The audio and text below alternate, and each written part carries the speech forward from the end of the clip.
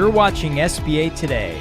With all the latest news, stories, and advice, here are your hosts, Paul Long and Tanya Mazurek. And welcome to SBA Today, sponsored by SBA Collective for the week of January 13th. I am Paul. And I am Tanya. And Paul.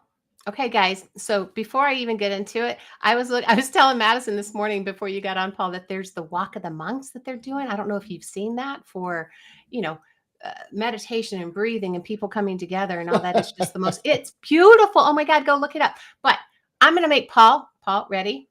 Let's breathe. It's one of those mornings, guys. We had one of those mornings. Technology doesn't work. You're running late. Like it's just. And then mine was sometimes, Paul and I do this because we want to bring the news and whatever, but we still have borrowers and we've got our things that we're doing, right? So right as I'm trying to get ready for this, I get something with my borrower that I have to handle, and it's imperative and it's time sensitive. So guess what, y'all? You either get makeup or you get hair today. All right. Anyway, we'll get into it. All right. The big news. The big news.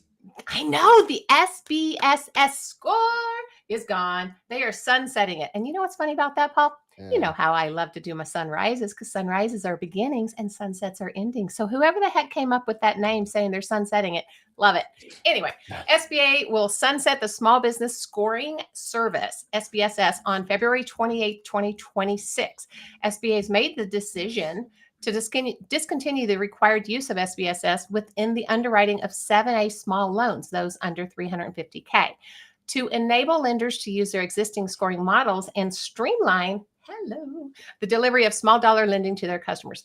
The change will not only impact the SBA Express program, meaning the small term loans under SBA Express, which are under $500K, but just small loans in general under the $350K. Paul, yes. What do you think of it?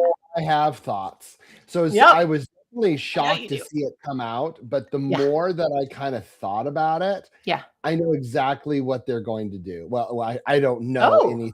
Really? I have a vision. Let's see how confident I can be in this. Everyone knows the Redwood score, right? Yes. And I think there's going to be some sort of correlation of it's going to get a different name, a different process, but it's going to use something with the Redwood. That's what I think. Okay. We'll see. I'm a little worried as we're looking about, the portfolio and making sure that we have good loans, etc.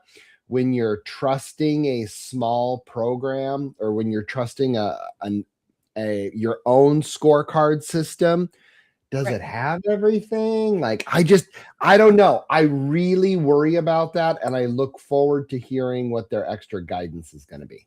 Well, okay. So if they go through, doesn't that just get them into the next step as far as lending in the banks themselves? The banks can still have their own number or scoring that they want to put it over before they. Oh, so it's kind of like do what you do? Because that worked out real well. Sorry, my bad. Right. Well, I think there's way more people that are looking under the hood these days, so potentially that won't be near as bad. I don't know, but I don't know. It could be good. Yeah. Well, we got the SBA Connect call coming up on the 20 something another. I think it's the 20th. Right. And they're going to talk more about that. So I'm really curious to hear what they say, but I think it has something to do with the Redwood score and they're just trying to save some money and trying to consolidate, which could make sense. I don't know. And you know what? That's just me. I know that before me because you deal in that area more so than I do. It's true. So. That's true. Yep. I will concede to Paul. Oh, please. Oh, I will buy you a hat. Anya must listen to Paul. That's right. Awesome. And kids, we got a new sheriff in town. I wish I should have brought guns and Try to see if I can do it. I was going to put my hat on. See, I knew you were going to do that. So William Bill Kirk was sworn in as Inspector General of the United States Small Business Administration in D.C. He brings over 30 years of experience and will further the SBA's mission. He previously served as Deputy Counsel and Acting Counsel of the Inspector General at the EPA, Environmental Protection Agency. His career also includes service at the U.S. Department of Education. Are they still around? And numerous roles in higher education administration. So, yeah, different eyes, different views. I'll say it. I still miss the other guy, but he was good. But I look forward to hearing what Bill's able to do. And we do have fraud in this program, and it does need to be cleaned up, and we do need, and I think a new sheriff occasionally is a good thing. So as much as I like the person, it's also about let's get the job done too, and keep us on track.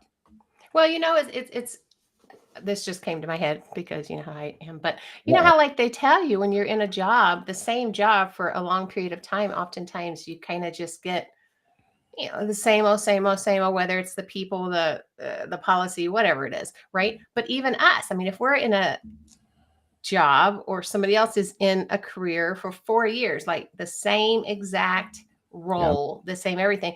Yeah. Sometimes maybe you can get stale. So like, we need to look at it that way because it is what it is, right? And we are welcoming the new sheriff. Yeah, absolutely. Right. So now we got two bills. We got Bill Braggs and we got oh yeah. We got two bills in there. All right. Anyway. All right. Mark your calendars, guys. The 7A Connect call on Tuesday, January 20th, 2026. I wonder what all we're going to find out on that one. What's that? But you totally missed it. You said mark your calendars. Oh, okay. Got it. Okay. I am missing it all. I know exactly where Paul's going with his, and I'm skipping his shenanigans. Okay. Keep going. Okay. Yeah. He still loves teasing me on Mark. That is so old and so long ago. Anyway, okay. Make sure that you're using the new 7A fee calculator as well, guys, because there's a new one that just came out on the 6th. There were some issues with the Mark program fees, so make sure you're calculating yours correctly. And just a reminder that SBA has their red tape hotline. Have you used that yet? Anyway, they want to hear from you about what regulations need to go. Oh my gosh. That would be awesome. You guys really need to start, right? Like clicking on that and sending your messages. I'm like, yeah. So have you used it yet? Or thank you for calling the U.S. Small Business Administration's National Answer Desk. For assistance in English, press 1. Para asistencia en español, oprima el número. For information on your COVID-19 economic injury disaster loan, please press 1. If you are calling with questions about a natural disaster, press 2. To report red tape issues, press 3. For all other inquiries, we would like to ask a few questions about your experience. Please remain on the line after speaking with our customer service representative to participate in a short survey to ensure you the best quality of service. Okay, so it goes to a person. I'll be nice and no. But I was kind of curious. I thought I would do it live. Yeah, interesting. I would love to be a small little mouse and hear some of the calls that come into there. Could you imagine? No, I don't think that I would want to be one, Paul, because I can't handle all that negativity.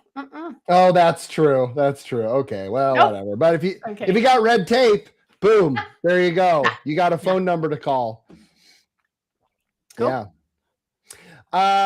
And then last but not least on here, I want to kind of discuss kind of what we are seeing in the market out there, because there's so much going on. Oh my God. Even if you're super positive like Tanya, like there's a lot going on out there, whether you know it or not. Okay. Whoa. It's not that it's not that I'm super positive. I just try to see the best in a situation. I totally see the other, but it's just at times there's just so much. You can only do what you can do because there's, True. If you just get sucked into that all the time, guess what? Well, 100%. I can't. That's how conspiracy theories start. But anyway, so I'm and there hearing aren't any of those out there. No, none. I'm hearing that pipelines are full. I'm hearing that business is just crazy on the SBA front, which is good, right? And then I'm also hearing banks are getting more conservative with underwriting. What's your thoughts? Have you heard anything, or kind of what's your opinion, Tanya?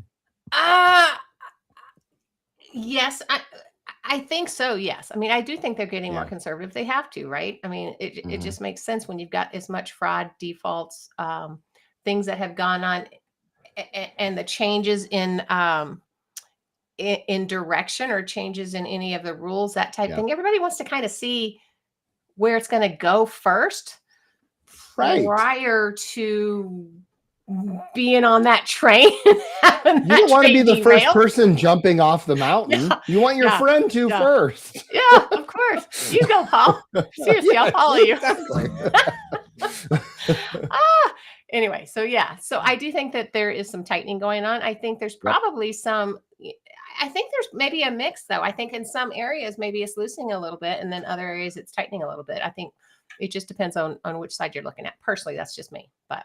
Interesting. Our online commentator, Ray Drew, is saying, I'm hearing authorization levels are down quite a bit. Well, that's interesting. Defaults are driving tighter credit boxes. That's that's surprise.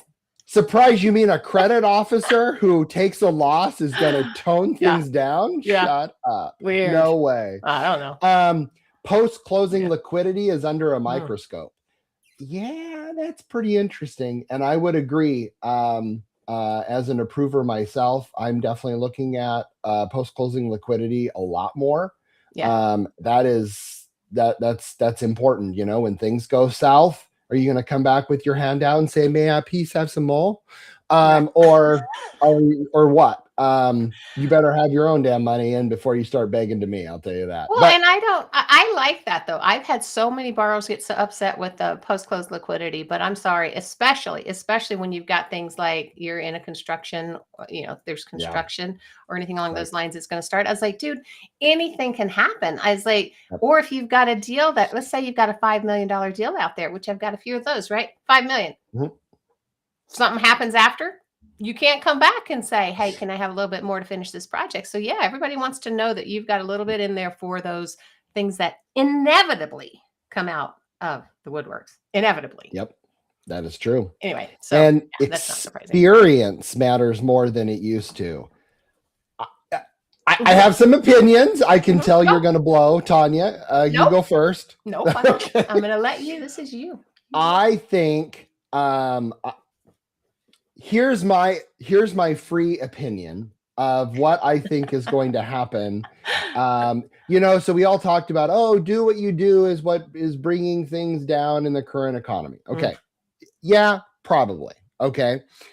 I want to take that same time frame and go out another, I don't know, maybe 2 years, maybe 3. And I think we're going to be talking about experience is what brought down deals and created defaults.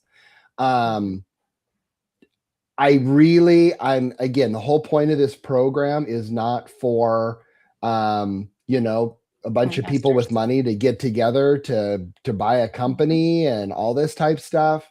What is the spirit of the program? I'm curious if they're going to come down with some new rules on this stuff. I really think that 2-3 years from now, we're going to be talking about this. Oh, we probably should have put more, power into the experience. I don't know. It's my opinion. I agree with you. Yep. No, I totally agree with you because I think experience matters so much in general. And you typically will see that. I think if you go back and look at that, oftentimes you're going to see the ones that failed were the ones that didn't have as much experience. Do they have anything about that?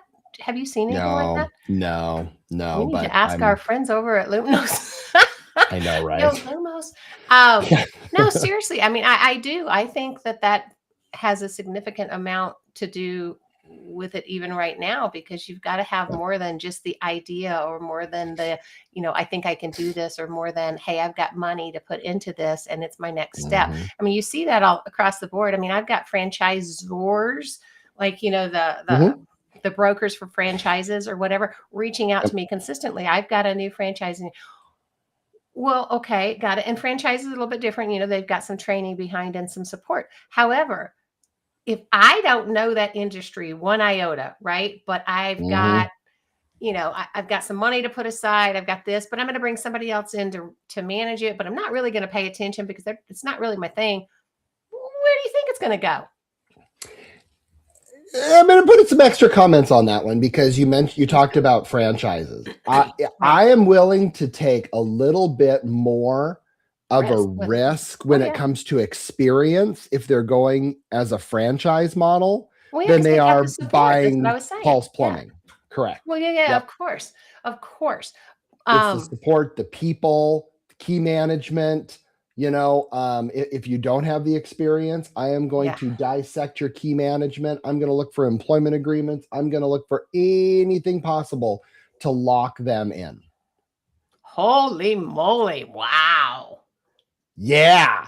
Don't be shocked. You do the same damn thing. Don't be shocked. Paul's putting the crack down. But I get it. I mean, it makes sense why we have to, guys, because anything and everything that we allow to slide through that potentially should not slide through, we are doing a disservice not only to our banks and the customers that we're letting this happen, right? Because they're going to fail at some point, right? If we let them slide through and we know that there might be a challenge in one way or the other, we're doing them a disservice. We're also doing the program a disservice, because guess what? The more of those that occur, the more money that goes out the door that isn't getting paid back, that isn't there for somebody that has the experience, that has the knowledge, that has the ability. Well, guess what? We all lose. So anyway. Yeah, but I have a loan goal. So. Oh my God. Oh, don't. I hate that, because too many out there do that. They do. And we need to stop, right? We need to stop. We need to stop with getting things off the street that we think we can do. We don't have any idea, because we want to, hit these loan goals, especially right now, right? We're in the very beginning, right? We're all at zero, guys. But at the end of last year, guaranteed there were some slide throughs, and there shouldn't be, because it's on us as well. This is not just the program. This is not just SBA. This is just not just our borrowers. It's also us lenders. We also have responsibility in this. So sorry, I'm pointing at something. I don't know what I'm pointing at. Hey, Lumos, I got an idea for you. I want to know loans booked in fourth quarter. Oof. Do they perform differently or have a higher default rate in Q4 originations than others by quarter? So, well, okay, wait. They take that and run. That would be fun. And let's have him on. Oh, Brett would totally to discuss it. You want to? That'd be fun. Let's do that. Brian, you listening? I know he listens. I know. I know. Hi, Brett. I know. Anyway. All right. No, I think that'd be great, Paul, because that's something that we all need to see, of how we participate, not only in making this a better program, but also making it a worse program. It's on us as well. Personal responsibility, peeps. Anyway. Preach it, sister. Preach it. All right. Anything else that we've got going, Paul? Anything? No, I think that was enough. Yeah, definitely. I think it's good. All right. Let the preaching be. Preaching in. Anyway, don't forget, we're here on Tuesday mornings every week, live on LinkedIn and YouTube. Otherwise, you can stream us on any of the platforms where you get your podcast. Go back and look at any of our previous episodes and/or our sister show, the BDO show, which pretty fun. Anyway, if you have questions or any topics that you'd like Paul and I to cover, why don't you reach out to Paul or I on our personal LinkedIn pages? We would love to hear from you. Connect. Hey, right? Otherwise, go have an amazing week. We will see you next week on Tuesday. And hey, have fun. Peace out. We appreciate you. See you later. See ya.